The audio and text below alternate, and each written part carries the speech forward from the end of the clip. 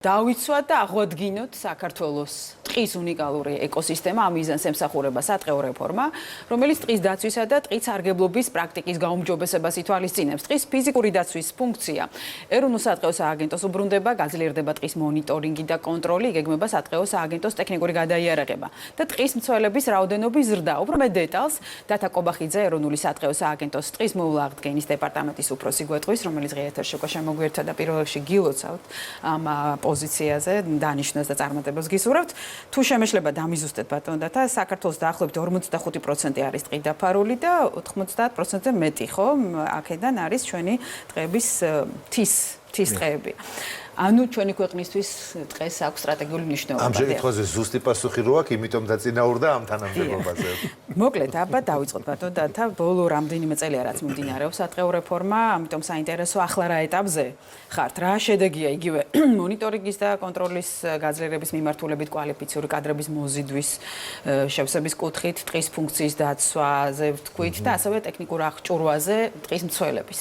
დიახ, მადლობა პირველ რიგში მოწვევისთვის და საინტერესო კითხვებისთვის. რა თქმა უნდა, თქვენ რაც საკითხს აწეხებთ, ძალიან მნიშვნელოვანია ჩვენი ქვეყნისთვის, ჩვენი ამ ეროვნული ღირებულებისთვის, რასაც ტყე ქვია და ეროვნული სატყეო სააგენტო ამჟამად მართავს სახელმწიფოს ტყის დაახლოებით 1,750,000 ჰექტარს. რაც საკმაოდ დიდი ფართობია, უნიკალურია და ჩვენი ქვეყნისთვის როგორც სტრატეგიული მნიშვნელობა აქვს, ასევე რა თქმა უნდა, გარემოსდაცვითი თვალსაზრისით უნიკალური და ასე ვთქვათ, ტყეებზე ზრუნვა აუცილებელია. რაც შეეხება ამ ახალ რეფორმას, ახალი რეფორმის ფარგლებში სწორად აღნიშნეთ თქვენ, დაცვის ფუნქცია უბრუნდება ეროვნულ სატყეო სააგენტოს. ანუ წარსულში უშუალოდ კონკრეტული მიმაგრებული პირობითად მეტყევი არ იყო კონკრეტულ ფართობზე გამოყოფილი, რომელიც სრულად პასუხისმგებელი იქნებოდა და გააცნობიერებდა, რომ ის ფართობი მის დაქვემდებარებაშია და სრულად პასუხისმგებელია მის დაცვაზეც.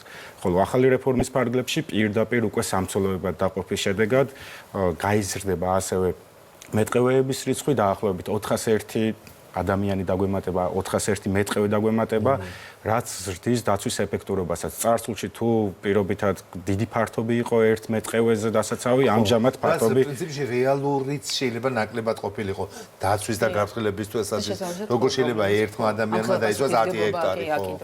დიახ, სრულიად გეთანხმები და ამჟამად დაახლოებით 2000 ჰექტარია მართვისთვის, რაც სრულიად ლოგიკური ფართობია, მით უმეტეს თუ გავითვალისწინებთ იმ თანამედროვე აღჭურვილობის შეძენას, ესე ვთქვა და გადამზადებას, რაცაც ეს სატყეო რეფორმა მოიცავს დიახ და გულისხმობს. დიახ, როდის უნდა მიიღოთ ეს ადამიანები?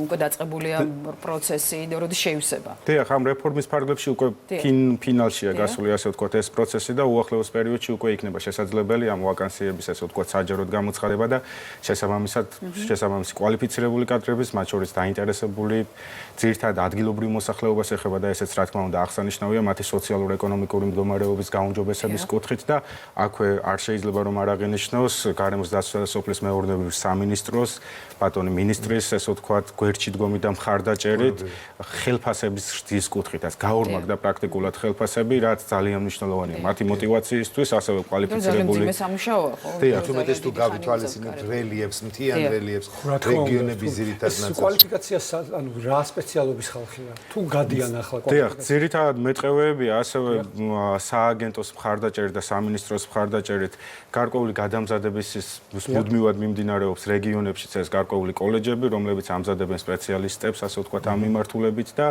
პლუს რა თქმა უნდა, უმეტეს შემთხვევაში კონკრეტულად ის პიროვნება, ვინც დასაქმდება, იქაურობა ძალიან კარგად იცნობს, იმიტომ რომ ადგილობრივია და ყველაზე უკეთ. ეგ რა თქმა უნდა, ისედაც იცნობს და ამარტივებს ტექნიკური აღჭურვაზეც დავამახვილოთ ხომ ყურადღება, იმიტომ რომ იქნება ჩართული დრონები და სხვა მნიშვნელოვანი ტექნიკა, რაც დაჭირდებათ ტყის მცველებს. აუცილებელია და აქაც დავამატებ, რომ თუნდაც დრონი ახსენეთ თქვენ ერთი დრონი პირობითად თანამედროვე ტექნოლოგიებით შეიარაღებული დრონი, ხელოვნური ინტელექტია შიგნით ჩაშენებული, ამჟამად რასაც ვიყენებთ, მათ შორის საშუალება კვამლის დეტექცია მოახდინოს, მათ შორის თერმულად, ანუ ადრეული იდენტიფიცირება ტყის ხანძრების მოახდინოთ და როგორც დაცვის კუთხით, ასევე მონიტორინგის კუთხით, მათ შორის ხანძარსაწინააღმდეგო ღონისძიებების და პრევენციის დაგეგმვის კუთხით, ტყის მავნებლებთან დათვალიერების კუთხით და ბრძოლის კუთხითაც საკმაოდ წარმატებით ვიყენებთ უკვე პრაქტიკაში. მათ შორის გარდა ფოტოხაფანგებისა, რა თქმა უნდა, მნიშვნელოვანია ეს ავტომობილების კუთხით აღჭურვილობა და სულ რამდენიმე დღის წინ დაახლოებით 40 ერთეული პიკაპის ტიპის ავტომობილი გადაეცათ რეგიონებს,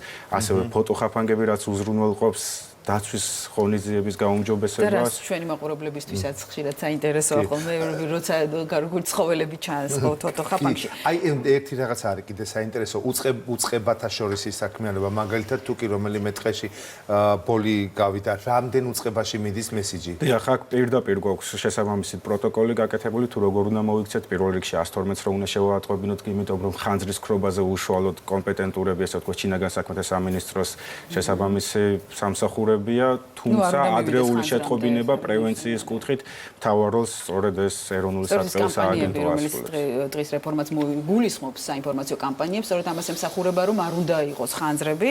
ბატონო დატა, პირველად საქართველოში დღის აღრიცხვა განხორციელდა 2019-21 წლებში და ამ კვლევამ გვაჩვენა, რომ 35% არის დეგრადირებული. მიზეზი ძირითადად არის უკანონო ჭრა. აი ამ დეგრადაციის აღმოფხრა სამუშაოები რა ტარდება და შედეგებს მაინც როდის ნახავთ? გასაგებია რომ ეს არის ტყე და გრძელვადიან შედეგზეა გათვლილი, მაგრამ მაინც თვალსაჩინოდ როდის ელოდებით ამ ყველაფერს. ეხლა სწორედ აღნიშნეთ, ეს დეგრადაციის პროცენტულობა მართლაც საგანგაშოა და საკმაოდ რთული მდგომარეობა აღნიშნული კუთხი და სამინისტროს მხარდაჭერით სააგენტო რა თქმა უნდა მუდმივ რეჟიმში ცდილობს ამ დეგრადირებული ფართობის, ასე ვთქვათ, აღდგენას. ამისთვის არის შესაბამისი ტყის მოვლა აღდგენის ღონისძიებები გატარებული და ასევე, როგორც აღნიშნეთ, პრევენცია, ანუ მკაცრად გამკაცრება კონტროლის პირდაპირ უზრუნველყოფს წარსულში იმ არარაციონალური ბუნებათსარგებლობის შედეგად, რაც მივიღეთ და პრაქტიკაში დეგრადირებული ფართობები საკმაოდ ბევრი გვაქვს.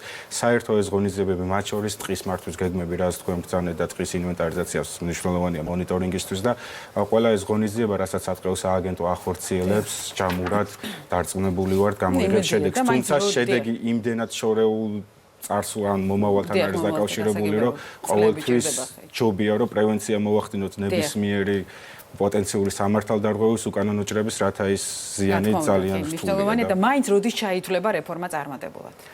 რეფორმა წარმატებულად შესაძლოა დიდი ხნის შემდეგ გამოჩნდეს პრაქტიკაში, რომ მოგეხსენებთ, რომ ტყის აღდგენას ხშირ შემთხვევაში ნახევარი საუკუნე შეიძლება დასჭირდეს გააჩნია, რომ ფართობზე გვაქვს საუბარი და პრაქტიკაში შედეგს საკმაოდ გვიან ვიღებთ სამწუხაროდ. ამიტომ თითოეული ჩვენი ნაბიჯი ძალიან მნიშვნელოვანია და თავდაპირველად თქვენი ნაბიჯი, სამინისტროს ნაბიჯი და რა თქმა უნდა რეფორმა მნიშვნელოვანია და ასევე ადამიანების ცნობიერების ამაღლება ამ კუთხით. დიდი მადლობა, წარმატებებს გისურვებთ.